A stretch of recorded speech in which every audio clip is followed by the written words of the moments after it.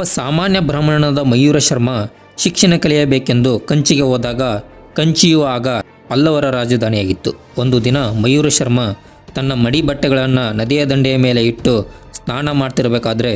ಪಲ್ಲವರ ಸೈನ್ಯ ಅದೇ ದಾರಿಯಲ್ಲಿ ಹೋಗ್ತಿರ್ಬೇಕಾದ್ರೆ ಆ ಬಟ್ಟೆಗಳನ್ನು ತುಳಿದುಕೊಂಡು ಹೋಗುವುದನ್ನು ಕಂಡ ಮಯೂರ ಶರ್ಮ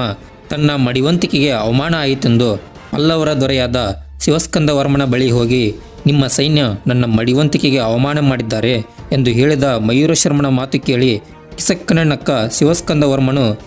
ನೀನು ಒಬ್ಬ ಸಾಮಾನ್ಯ ಬ್ರಾಹ್ಮಣ, ನನ್ನ ಸೈನ್ಯದ ಬಗ್ಗೆ ಮಾತನಾಡುವಷ್ಟು ಧೈರ್ಯವೇ ನಿನಗೆ ಎಂದು ಮಯೂರ ಶರ್ಮನಿಗೆ ಮತ್ತಷ್ಟು ಅವಮಾನಿಸಿದ. ಈ ಅವಮಾನವನ್ನು ಸಹಿಸಿದ ಮಯೂರ ಶರ್ಮ,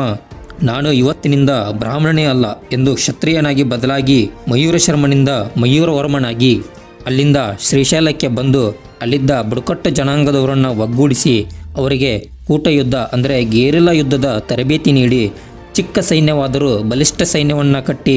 ಪಲ್ಲವ ರಾಜ್ಯದ ಗಡಿಯಲ್ಲಿರುವ ಸೈನ್ಯದ ಮೇಲೆ ಪದೇ ಪದೇ ದಾಳಿ ಮಾಡಿ ಶಿವಸ್ಕಂದನ ಹುಟ್ಟಡಗಿಸಿ ಅವನಿಂದಲೇ ಮಲಪ್ರಭಾ ನದಿಯಿಂದ ಅರಬ್ಬಿ ಸಮುದ್ರದವರೆಗೆ ಸಾಮ್ರಾಜ್ಯವನ್ನು ಕಟ್ಟಿ ಬನವಾಸಿಯನ್ನು ರಾಜಧಾನಿಯಾಗಿ ಮಾಡಿ ಉತ್ತರ ಕನ್ನಡ, ದಕ್ಷಿಣ ಕನ್ನಡ, ಧಾರವಾಡ, ಬಳ್ಳಾರಿ, ಶಿವಮೊಗ್ಗ, ಹಾಸನ ಮತ್ತು ಗೋವಾದವರೆಗೆ ತನ್ನ ಸಾಮ್ರಾಜ್ಯವನ್ನು ಕಟ್ಟಿ ಕರ್ನಾಟಕವನ್ನು ಆಳಿದ ಮೊದಲ ಕನ್ನಡದ ಸಾಮ್ರಾಟ ನಮ್ಮ ಮಯೂರ ವರ್ಮ.